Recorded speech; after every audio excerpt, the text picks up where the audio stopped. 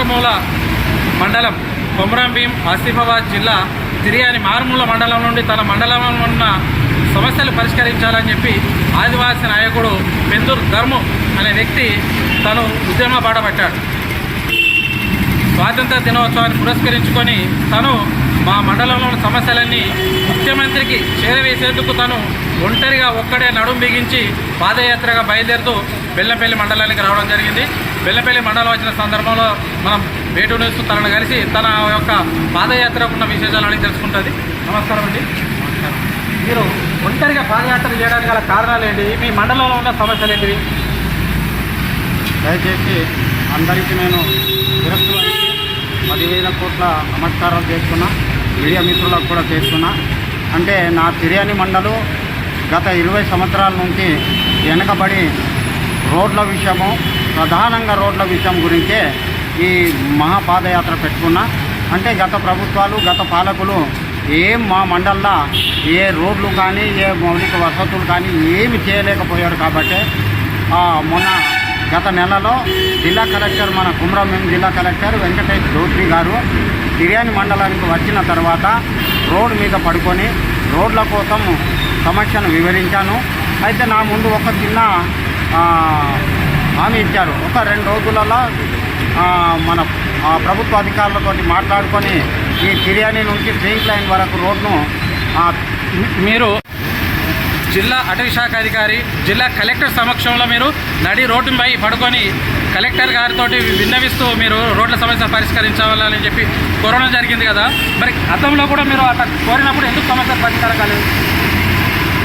అయితే గత పాలకుల నిర్లక్ష్యం అనుకుంటున్నాను. అంటే వాళ్ళు ఓట్లు రాగానే దండం పెట్టుకుంటూ పల్లెటూర్లలో కొంత తిరుగుతారు.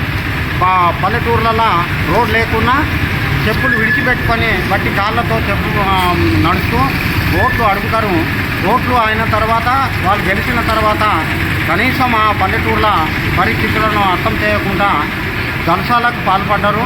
తర్వాత ఏసీ కార్లలో తిరగటానికే వాళ్ళు పనికి వస్తారు తప్ప వాళ్ళ జలసాలకు వాళ్ళు సంపాదించడానికే పనికిస్తున్నారు.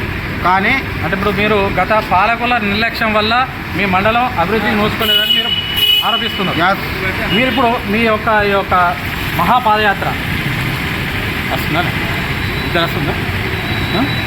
ఈ మహాపాదయాత్ర మరి హైదరాబాద్కు సుమారుగా మీ మండలం నుండి 280 కిలోమీటర్లు ఉంటుంది. మీరు ఏ విధంగా చేరుకోగలుగుతారు? మీరు ఒంటరిగా వెళ్తున్నారు. మీకు కనీసం ఏ పార్టీ కూడా మీకు ఇప్పుడు సపోర్ట్ చేయట్లేదు. మరి మీ ఆదివాసీ సంఘాల నాయకులు కూడా మీకు సపోర్ట్ చేస్తున్నారో లేదో తెలియదు. మీరు ఒంటరిగా ఈ యొక్క ఉద్యమాన్ని ఏ విధంగా మీరు ముందుకు తీసుకెళ్ళగలుగుతారు? ముఖ్యమంత్రిని ఏ విధంగా కలగలుగుతారు? ఓకే, నిన్నటి రోజున నేను బయలుదేరిన నా మండల నాయకులు కొంతమంది నాకు మద్దతు ఇచ్చారు. సరే, అందరికీ మద్దతు కోరుతున్నా. అన్ని పార్టీలను కూడా శిరస్సు వహించి నమస్కారం చేసుకున్నాను. ఎందుకంటే నేను నా కోసం కాదు, నేను ఏదో నేను డెవలప్మెంట్ కావాలనే కాదు, నా మండల్ డెవలప్మెంట్ అయితే నేను అయినట్టే అనుకొని ఆ రూపకంగా అందరినీ కోరుతున్నా. అందరికీ శిరస్సు వహించి నమస్కారం చేసుకునే ఏంటంటే అన్ని పార్టీలు కానీ అన్ని కుల సంఘాలు కానీ అందరూ కూడా నాకు సపోర్ట్ చేయాలి. నేను ఈ మీరు ఎన్ని రోజులు జరుగుతుందని భావిస్తున్నారు? అసలే వర్షాకాలం, మీరు రోజుకు ఎన్ని కిలోమీటర్లు ప్రయాణం చేస్తారు? మీరు చూస్తేనేమో మరి కొంచెం వయసు కనబడుతుంది నాకు. మరి మీ పాదయాత్ర ఏ విధంగా విజయవంతం అవుతుంది అంటారు? మీకు ముఖ్యమంత్రి గారు అపాయింట్మెంట్ ఇవ్వకపోతే మీరు అక్కడ ఎన్ని రోజులు వేచి చూస్తారు? మరి నేను రోజుకు 10, 15, 20 కిలోమీటర్లు తప్పనిసరిగా నడుస్తాను. నా వయసు 50-55 సంవత్సరాలు గడుస్తున్నది. మరి గడిచింది ఎక్కువ, ఉన్నది తక్కువ. కాబట్టి ఈ తక్కువ సమయాన్ని పబ్లిక్ వినియోగించాలి. ఈ ప్రాంతాన్ని డెవలప్మెంట్ చేయాలి. ప్రాంతం డెవలప్మెంట్ అయితే నేను పోయినా పర్వాలేదు, కానీ ప్రాంతం అయితే డెవలప్ అవుతుంది కదా. ఈ కొత్త ప్రభుత్వాన్ని నేను ఒకటే విన్నవిస్తున్నా ఏంటంటే, కొత్త ప్రభుత్వాన్ని మాత్రం విమర్శ పెట్టడం లేదు. మన ఆవేదన అభివృద్ధిని కోరుకుంటూ వారికి నేను విన్నవించడానికే వెళ్తున్నా.